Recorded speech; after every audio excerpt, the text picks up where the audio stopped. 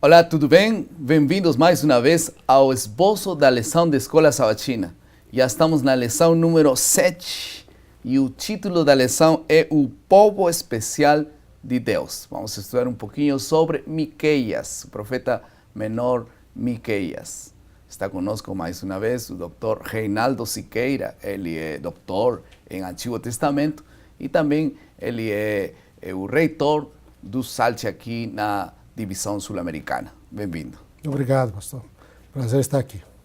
Vamos começar com uma oração? Sim. Por favor. Bondoso Pai que está nos céus, nosso amado Senhor, novamente abrimos Tua palavra, Senhor. E agora com a ênfase no Teu povo e a Tua vontade para como o Teu povo deve viver, Senhor, e como Tu desejas que nós sigamos a Tua palavra e nos afastemos do mal. Que ao estudarmos Miqueias, Tu possa nos conduzir pelo Teu Santo Espírito. Em nome de Jesus. Amém. Amém. Faz uns anos atrás, tive a oportunidade de visitar uma cárcel na Argentina. E quando estávamos visitando a cárcel, um irmão me disse: aquele senhor tem uma experiência muito interessante. Ele estava lendo a Bíblia, ninguém estava ensinando para ele, estava lendo a Bíblia, estava entendendo pouco e não estava tendo todo o resultado que ele queria ter da Bíblia. Até que chegou a Miqueias, capítulo 7, verso 19. E quando ele estava lendo essa passagem, começou a gritar. Todo mundo começou a dizer: oh, o que acontece com você? Por que está gritando? Encontrei um texto. Qual é o texto que você encontrou? E ele leu em voz alta. Disse, aqui a Bíblia: nossas iniquidades lançará todos os nossos pecados nas profundezas do mar. Esse preso era um ex-buzo, uma pessoa que trabalhava mergulhando no mar e cometeu uns erros na vida. E ele sabia que dificilmente em alguns lugares do mar a pessoas podiam chegar. Tem um limite, né, para chegar, a pressão, enfim. Mas há lugares onde não é impossível chegar, o ser humano não pode chegar. E então ele disse, é aí onde Deus envia nossos pecados, nunca mais se vai lembrar deles. E ele ficou gritando e empolgado por isso. Depois conheceu os irmãos que foram da igreja e foi batizado. Mas uma coisa chamou sua atenção: Deus enviará todos os pecados nas profundezas do mar. O tema desta semana precisamente foca isso, entender que o mesmo em meio das pior apostasia, o Senhor está disposto a perdoar e curar seu povo. Vamos a passar à segunda parte do nosso esboço, a compreensão.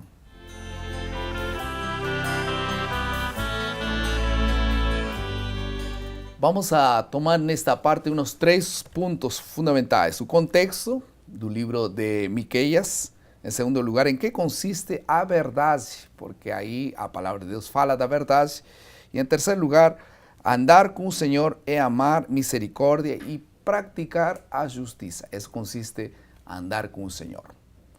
Pastor Reinaldo, quase falo Miqueias, né? Qual é o contexto do livro de Miqueias e com que momentos foi dado e o ministério de Miqueias também? Okay. Quando nós abrimos a Bíblia no livro de Miqueias, no capítulo 1, verso 1, diz que a palavra do Senhor que veio em visão a Miqueias ocorreu nos dias de Jotão, que era filho do rei Uzias, de Acás e de Ezequias, reis de Judá, sobre Samaria e Jerusalém.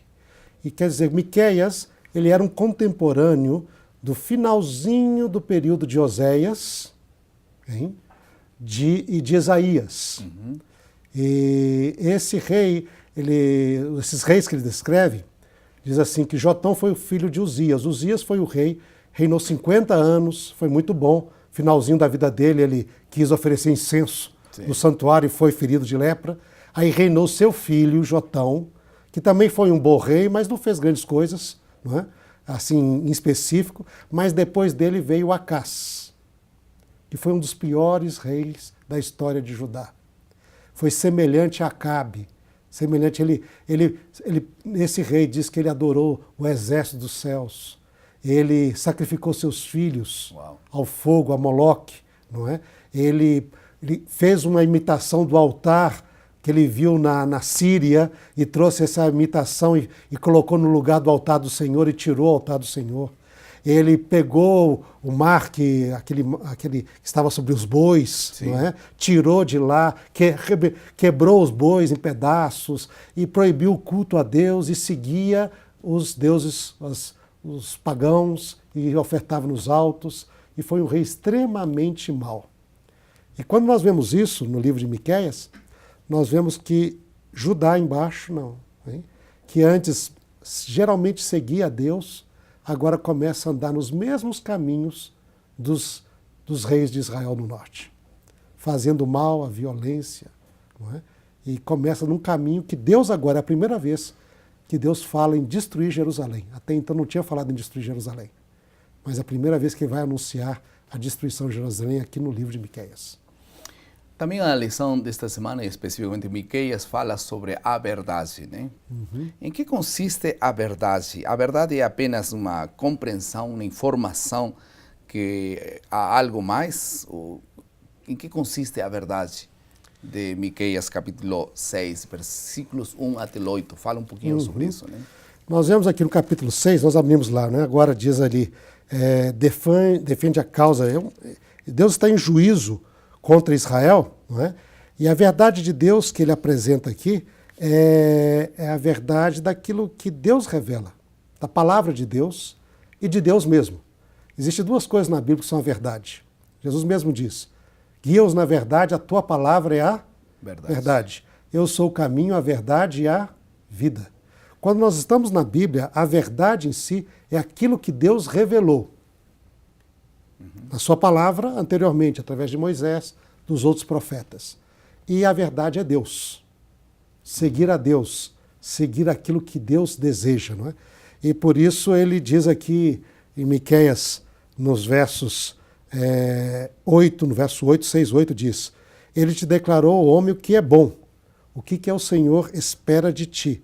É que pratiques a justiça, ames a misericórdia e andes humildemente com o teu Deus. Então, não é somente uma informação que compreendo claramente e que eu tenho no meu coração. É praticar a verdade, é a essência do apelo de Deus em Miqueias, né? Exatamente. Nós vemos aqui no livro que é o problema dele, que diz aqui de Israel, de Judá na época, era, como ele diz ali, aquilo diz, no primeiro capítulo, diz assim que porque os pecados aqui diz, né? Diz no capítulo 1, verso, diz que o mal chegou a ti, o mal de Samaria chegou, se estendeu até a porta de Jerusalém, verso 9. Que mal era este?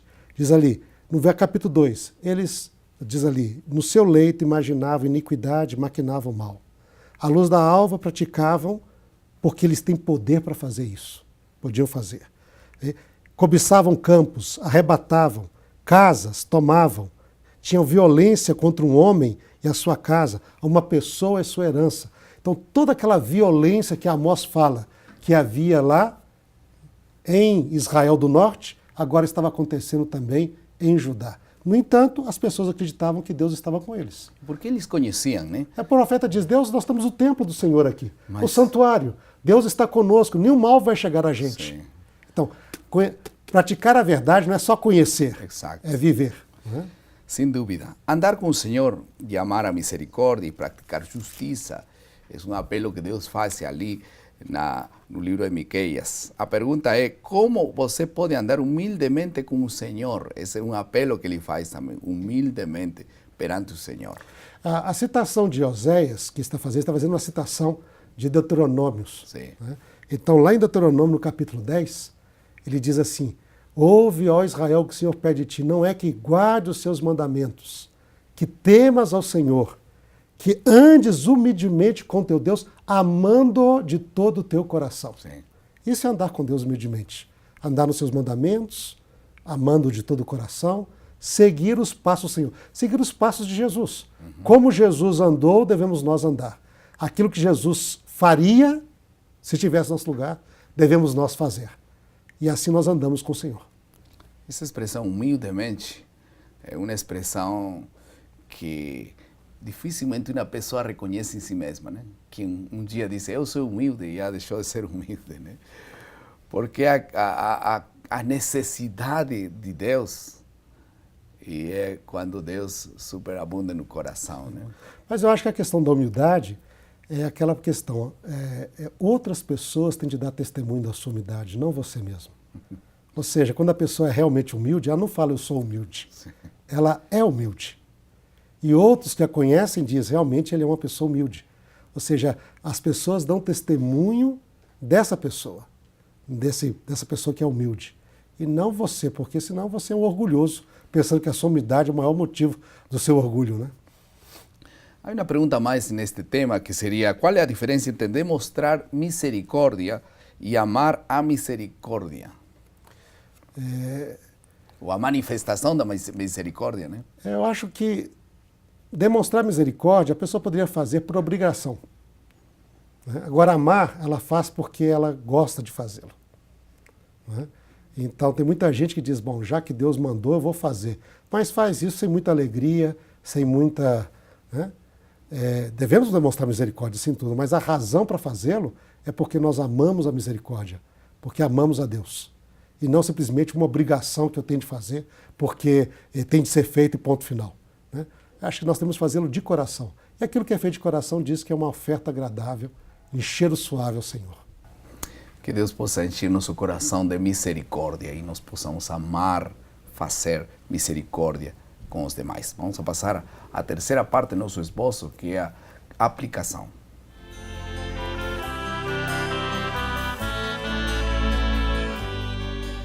A palavra de Deus nesta semana nos lembra do amor, compaixão e perdão de Deus, apesar dos ilimitados pecados que nós possamos ter. E Ele nos perdoa de verdade, lança nossos pecados nas profundezas do mar. Mas agora, nós somos sensíveis quando alguém nos ofende e dificilmente nos esquecemos. Não conseguimos perdoar. Até conseguimos dizer de palavra, te perdoo, mas no coração ainda guardamos muitas mágoas. Como é que nós podemos ter a mesma compaixão de Deus, perdoar os outros e não ficar com uma dor no coração por aquelas coisas? Alguns dizem que é difícil esquecer. Pastor, eu não consigo esquecer, porque já fui machucado e cada vez que vejo essa pessoa, eu me lembro de todas essas coisas.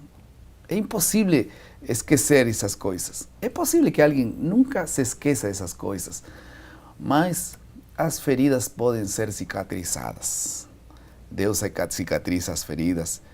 E ainda que nós possamos lembrar, não temos mais sentimentos malignos no coração. Deus transforma os sentimentos malignos do coração em sentimentos de compaixão. Que Deus possa colocar em teu coração o perdão de Deus. E o Senhor e eu, todos nós, possamos perdoar os demais. Vamos a passar à terceira parte do nosso esboço, que é a criatividade.